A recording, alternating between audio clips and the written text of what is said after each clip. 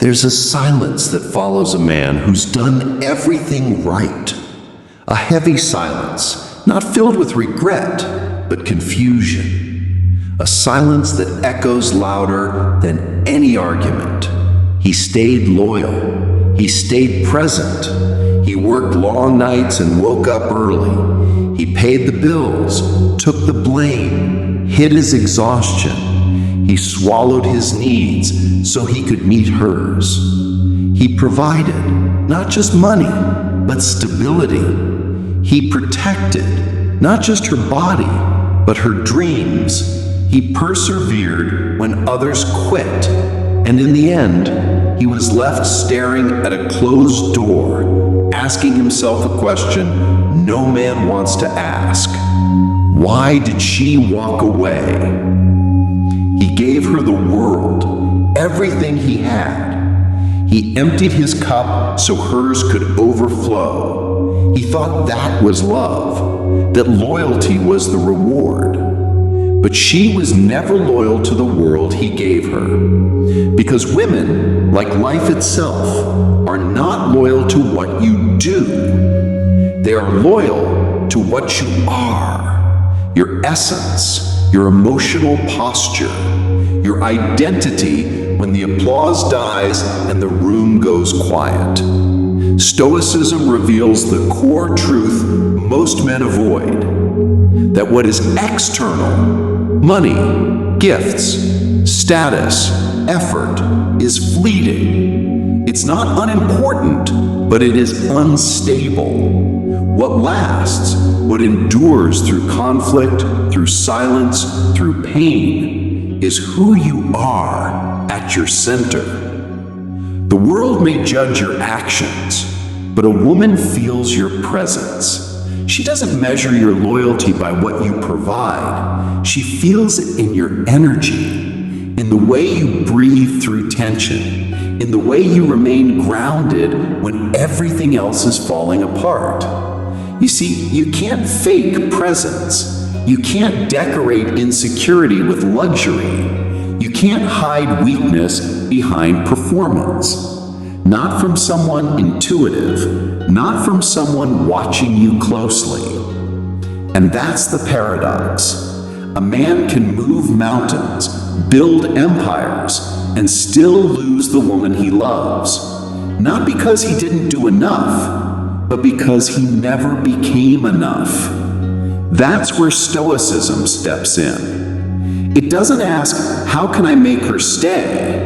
It asks, who must I become, with or without her? The Stoic knows, loyalty cannot be earned through effort alone. It must be drawn to virtue, to inner peace, to emotional sovereignty, to unshakable calm. Because the external counts for little, but the internal, that's everything. Chapter 2, The Stoic Man at Home. Imagine two men. Both are husbands.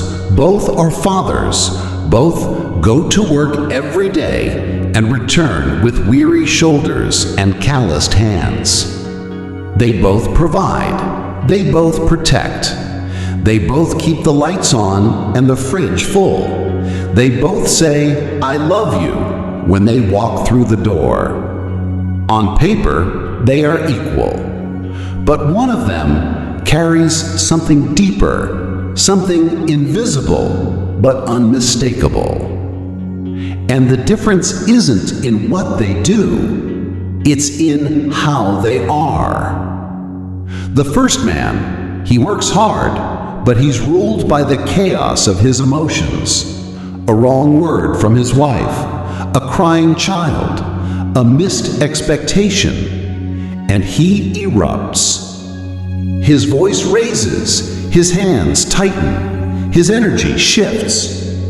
He may apologize later. He may even mean it. But in those moments, his home becomes a battlefield of unpredictability. His presence doesn't calm, it disturbs.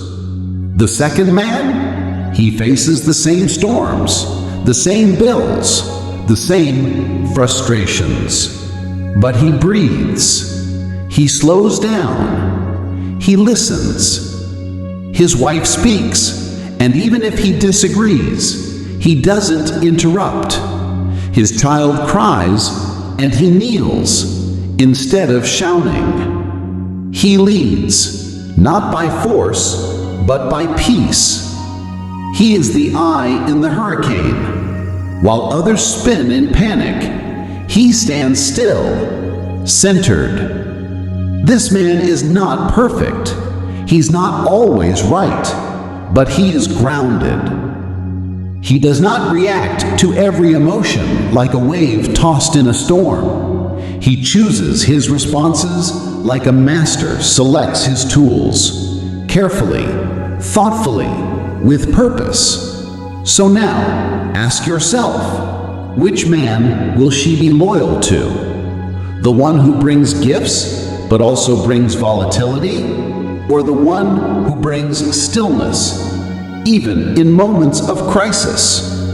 Loyalty is not built in pleasure. It is proven in pressure. And the Stoic man understands this truth. He knows that his greatest gift to the people he loves is not what he gives them physically, but what he offers emotionally. When a woman knows you will not crumble under weight, when she can trust that your silence isn't withdrawal, but wisdom, when she feels safe not because you control her world, but because you've mastered your own, that is where loyalty grows. Quietly, naturally, not out of obligation, but out of reverence. Stoicism trains this internal posture. It teaches you to observe your mind before reacting, to pause before you punish with words, to own your emotions, not unleash them recklessly. And when that discipline becomes your way of life, people begin to feel the difference in your presence. They stop bracing when you enter a room. They breathe easier. Not because you're softer, but because you're stronger than your impulses. Chapter 3. What women truly value. What does a woman truly value in a man? The modern world will give you endless answers.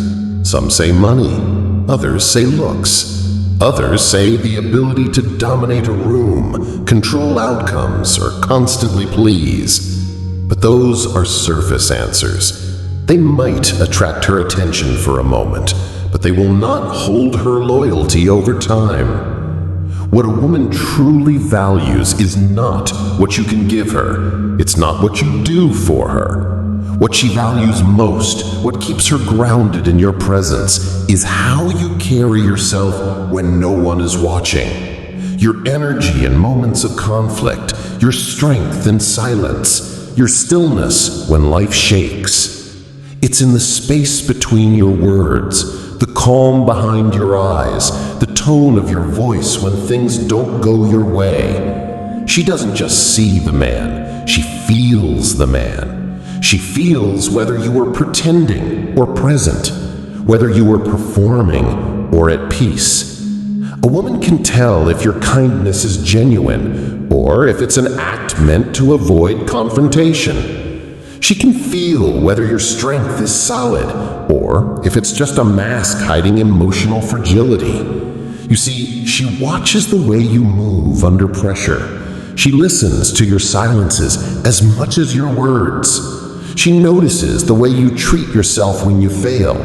Do you shame yourself, collapse inward, blame the world? Or do you breathe, reflect, and rise again, wiser and calmer? And when she sees a man who is consistent, who doesn't beg for validation, who doesn't need applause to feel valuable, who doesn't panic when she's emotional or uncertain, that is the moment her heart anchors.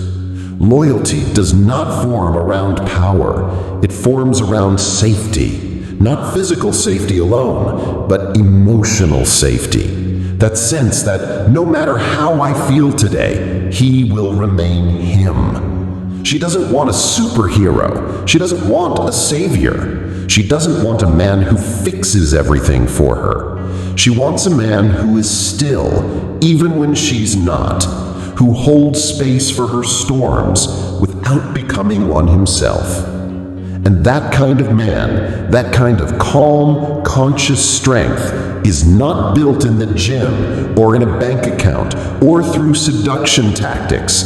It is forged in the quiet hours, in the decisions you make when no one else is looking. It is cultivated through inner work, through discipline, through emotional mastery.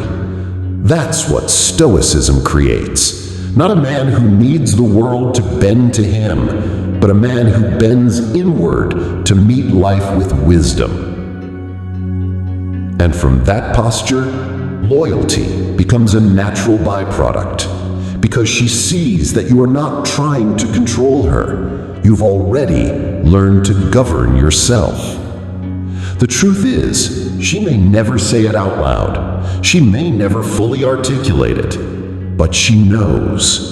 She knows when she's around a man whose spirit is anchored, who doesn't flinch, who doesn't break when things get hard. And in that presence, she feels something rare: trust.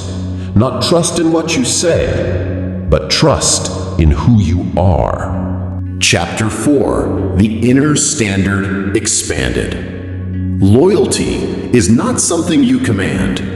It is not something you demand.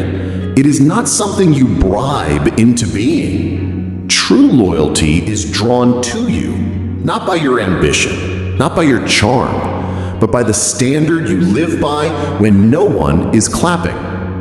The Stoic man does not chase approval. He does not need to be liked to act with honor. He does not rise and fall based on how others feel about him, because he has set an inner standard, a quiet code, a personal constitution carved deep into the walls of his soul. Whether he is loved or abandoned, he holds the line. Whether he is celebrated or criticized, he stays the course. He doesn't need a reminder to be honest. He doesn't need an audience to act with dignity. He walks in integrity because he refuses to live beneath himself. And that, more than anything else, earns loyalty. Because people, especially women, are not loyal to perfection. They are loyal to consistency. Consistency is the silent language of trust. You can have flaws, you can fail, but if you're consistent, if your character is unwavering, others begin to feel safe in your presence. Not safe in the sense that you'll never mess up, but safe knowing you'll never abandon your principles, no matter the pressure. The man who lives by his inner standard is rare. In a world of followers, he stands as a leader, not by title, but by temperament. He doesn't react to gossip. He does not seek revenge. He does not need attention to feel alive. His stability is not dependent on a woman, a paycheck, or a good day. It comes from within. And because of that, he becomes magnetic, without trying, without forcing. A woman is drawn to a man like that because he doesn't need her to feel whole. He invites her into his world, but does not collapse when she pulls away. He is not manipulative. He does not beg. He does not make promises he cannot keep. He simply lives, aligned, steady, real. And she sees it, even when he says nothing, especially when he says nothing. That is the paradox of Stoicism. The man who least needs loyalty is often the man who receives the deepest loyalty, because his value does not fluctuate. His presence does not shake. His strength is not a performance, it's a posture. If you want real loyalty, don't try to earn it through flattery or effort alone. Build it by becoming the kind of man whose life is rooted in unshakable values. Ask yourself, if everything was taken away from me, money, success, relationships, would I still recognize the man in the mirror? Because when you know the answer is yes, you've found your standard. And from that place, loyalty follows, not by force, but by nature. Chapter 5. The Test of Time and Crisis. Expanded. Loyalty sounds poetic in calm waters. In sunshine and routine, it's easy to say, "I'm here for you." Easy to promise forever when forever looks easy. But real loyalty is not forged in comfort. It is revealed in chaos. Time doesn't just pass, it tests. And crisis doesn't destroy character, it exposes it. What you built with smiles and small talk will be stripped away in the fire. And what remains? That is the man she will follow or flee. When the money dries up, when the business fails, when the things that once made you valuable to the world fall apart, that's when your true value comes to light. In those moments, she's not watching your bank account. She's watching your backbone. Do you collapse into bitterness? Do you lash out, withdraw, blame everyone else? Or do you get quiet, breathe deep, and rise with clarity, even if you rise slowly? A woman's loyalty does not belong to the man who wins during easy times. Her loyalty belongs to the man who remains centered when everything around him falls apart, but he doesn't fall with it.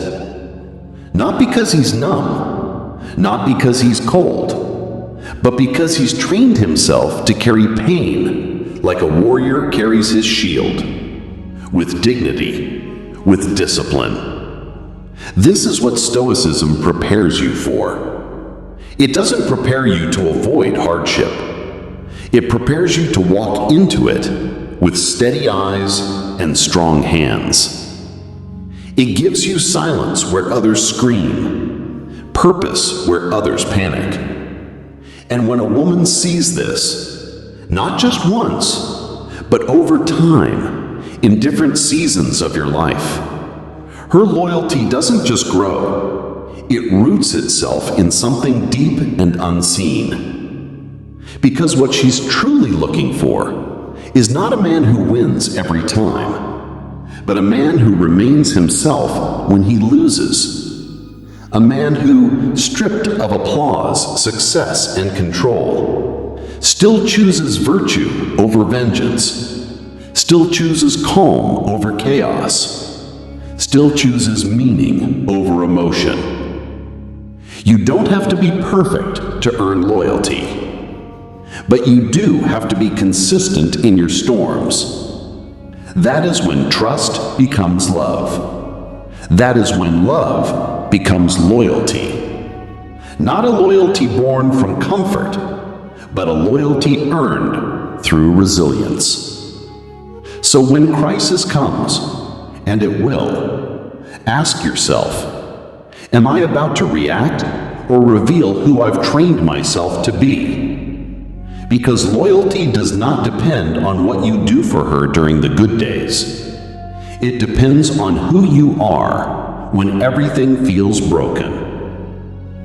And if you've walked the Stoic path long enough, if you've trained your soul like a soldier trains his sword, then even in that moment of loss, you don't lose yourself.